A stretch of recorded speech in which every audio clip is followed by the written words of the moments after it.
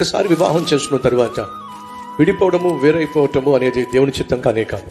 భర్తతో ఇక నేను ఏగలేకపోతున్నాను, నా భార్యను నేను భరించలేకపోతున్నాను, దీనికి పరిష్కారం ఒక విడాకులు మాత్రమే అని మీరు ఆశిస్తున్న ఆలోచన చేస్తున్న ఒక్క నిమిషం, అది దేవుని చిత్తం కాదు అనే వాస్తవం మీకు తెలిస్తే మంచిది.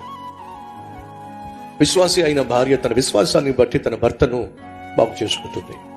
విశ్వాసి అయిన భర్త తన విశ్వాసాన్ని బట్టి తన భార్యను రక్షించుకుంటాడని బైబిల్ సెలవిస్తుంది. ఓర్పు సహనముతో నీ కుటుంబాన్ని కట్టుకోవాలి గాని కోపతాపాలతో విడిపోవాలి, వేరైపోవాలి, విడాకులు తీసుకోవాలి అనే ఆలోచన చేయడం ఏమాత్రం కరెక్ట్ కాదు. కారణం తెలుసా? నీ బిడ్డలకు తండ్రిని గాని తల్లిని గాని దూరం చేసే హక్కు నీకు లేనే లేదు. భార్యగా భర్తగా మీ ఇద్దరి మధ్య మనస్పర్ధలు ఉండొచ్చు. ఒకరిని ఒకరు క్షమించుకొని ఒకరి పట్ల ఒకరు ఓర్పు సహనము కనపరిచి కుటుంబాన్ని కట్టుకోవాలి గాని కుప్పగూర్చుకోవడానికి మాత్రం వీల్లేదు. జ్ఞానము కలిగిన స్త్రీ ఏం చేస్తుందట? తన ఇల్లు నిర్మించుకుంటుంది. మూర్ఖురాలు తన ఇల్లు ఊడబెరుక్కుంటుంది. ఈరోజు నువ్వు మూర్ఖంగా ఆలోచిస్తున్నావు, భర్తను వదిలించుకోవాలనుకుంటున్నావు, మూర్ఖంగా ఆలోచిస్తున్నావు, భార్యను వదిలేయాలని ఆశపడుతున్నావు. దయచేసి ఆలోచన విరమించు.